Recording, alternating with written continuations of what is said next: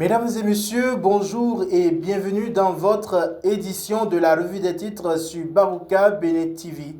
L'actualité de ce mercredi 14 janvier 2026 est marquée par les enjeux électoraux, les dynamiques institutionnelles, les performances économiques et les faits sociaux qui font débat au Bénin. Nous ouvrons bien évidemment cette édition avec le quotidien maison Baruka Info qui met en manchette. Association des Béninois résidant en Turquie. Le président Abdoulaye Bamoua décroche un doctorat en sciences agronomiques. Partner News informe. Législative du 11 janvier 2026. Le grand tournant des 109 sièges et les défis de la répartition. Et dans le même fil d'actualité, élections au Bénin. La CEDEAO adoube la stratégie de régulation de la RAC. Gaskiani Info informe. Pétrole de Sémé. La production débute fin janvier. Et dans le même fil d'actualité, sérénité électorale. La CEDEAO salue l'action de la RAC. Le potentiel annonce. Soupçons de perception illégale de frais académiques, d'abus de fonction et infractions connaissent. Fax UAC, 100 000 francs CFA, ces frais de laboratoire flous, étudiants et parents escroqués. Ces frais exigés dans la filière énergie renouvelable de la FAST sont payés sans reçu. Face aux questions de l'eau potentiel, le douanier de la FAST préfère le silence depuis plusieurs semaines. Libération annonce. Climat des affaires.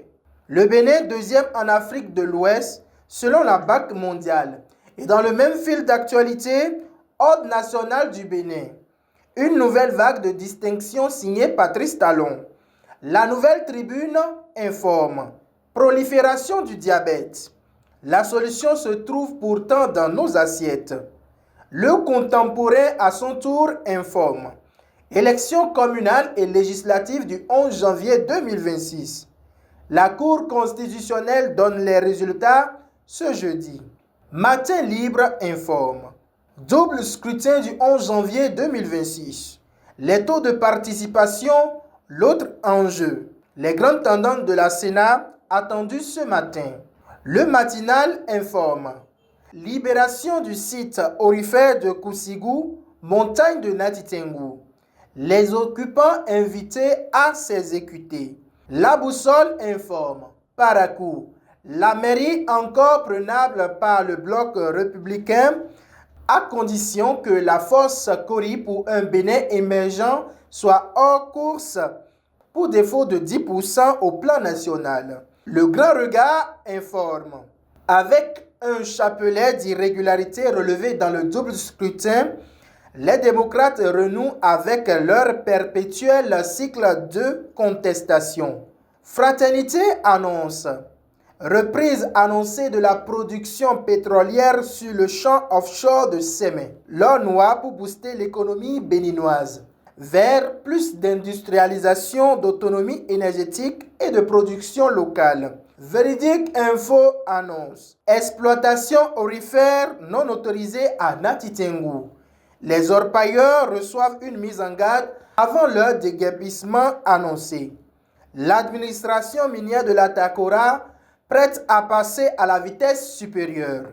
Nous refermons cette édition de la revue des titres sur Baruka Bene TV avec les autres titres du quotidien maison. Retrouvailles des familles forgerons du clan Seko de Seko Gourou à Kouandé. Voici le programme de cette rencontre hautement historique et culturelle. Abus de confiance en milieu professionnel. Un cuisinier et 5 complices interpellés pour vol de 163 grammes d'or à Paou. Et voilà, nous sommes à la fin de cette édition de la revue des titres sur Baruka Bene TV. Merci de nous avoir suivis et prenez le rendez-vous dans un prochain numéro d'information.